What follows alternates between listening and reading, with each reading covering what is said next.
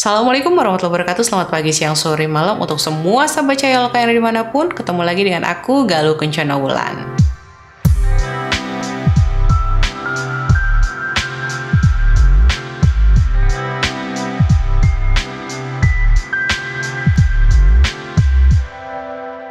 Gak kebayang ya gimana jenuhnya anak-anak natap layar HP, laptop, ataupun komputer untuk bisa nerima pelajaran dari sekolahnya. Gak heran kalau situasi ini lama-lama bisa bikin mereka jadi baper dan juga mager. Akhirnya hal ini tuh nyamber juga ke kita sebagai orang tua ya, karena memang selama ini kita nggak pernah terlatih untuk menjadi guru mereka di rumah.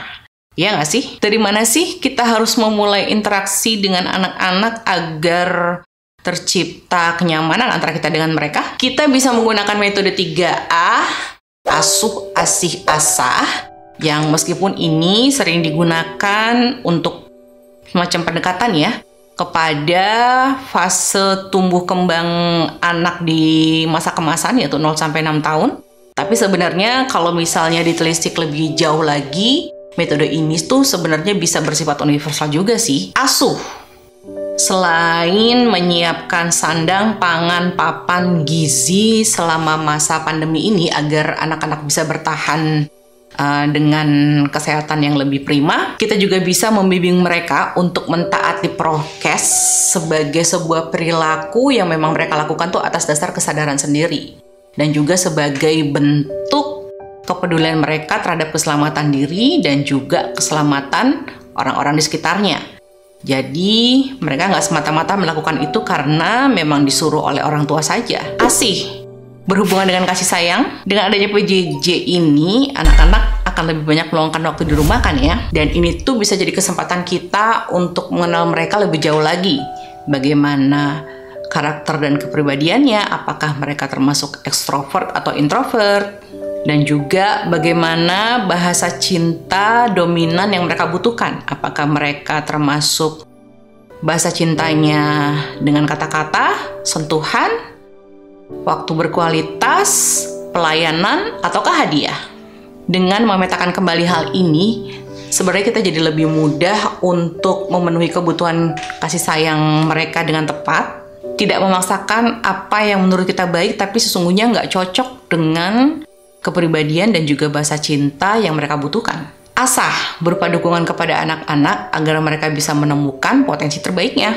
Bisa dimulai dengan mengenali gaya belajar anak-anak nih, apakah mereka termasuk gaya belajarnya visual, belajar dengan melihat, auditory dengan mendengar, ataukah kinestetik dengan memegang dan mengalami. Juga kita bisa mengenali kecerdasan majemuk mana yang lebih dominan pada mereka. Macam-macam kecerdasan majemuk itu diantaranya cerdas bahasa, di mana anak memiliki kemampuan menggunakan kata-kata secara efektif, baik lisan maupun tulisan. Cerdas logis matematis, di mana anak-anak memiliki kemampuan untuk menganalisa secara logis tentang sesuatu, dan juga ahli dalam operasi matematis. Cerdas spasial, memiliki kemampuan untuk mengenal pola ruang dengan detail. Cerdas gerak tubuh, di mana anak-anak ini biasanya mempunyai kemampuan untuk menggunakan seluruh tubuhnya atau beberapa bagian dari tubuhnya untuk memecahkan masalah atau menghasilkan sebuah produk. Cerdas musikal,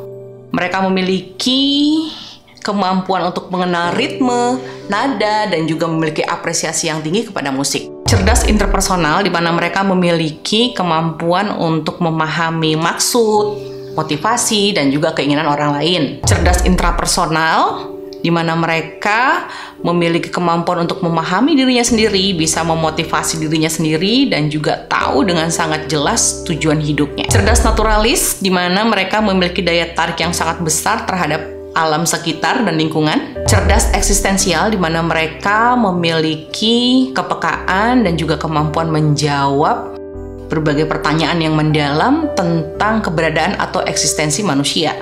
Wah, mendalam sekali ya. Nah, teman-teman, dengan mengenali berbagai macam potensi anak-anak di masa PJJ-nya, setidaknya itu bisa membuat kita menjadi lebih rileks dalam menghadapi mereka dan tidak memaksakan mereka harus cerdas dalam semua bidang ya. Tapi kita bisa lebih fokus untuk mendukung mereka memberikan mereka kesempatan untuk melejitkan potensi mereka yang dominan. Sebab nih, dukungan dari orang-orang terdekat, terutama orang tua, dapat membuat mereka menjadi semakin mahir dalam potensinya, dan juga pastinya akan semakin semangat untuk meraih cita-cita yang memang diinginkannya. Semoga kita semua ini dimampukan oleh Allah menjadi bagian dari orang-orang yang mendukung anak-anak kita dalam meraih prestasi terbaiknya, apapun itu, sehingga mereka tidak perlu mencari dukungan di tempat yang salah, yang malah akan membuat mereka kehilangan potensi. Sekian dulu video kali ini, semoga bermanfaat. Bagi yang belum subscribe, silahkan subscribe dulu dan nyalakan lonceng notifikasinya agar kita bisa terus berbagi hal positif di sekitar kita. Sampai ketemu lagi di vlog selanjutnya. Assalamualaikum warahmatullahi wabarakatuh.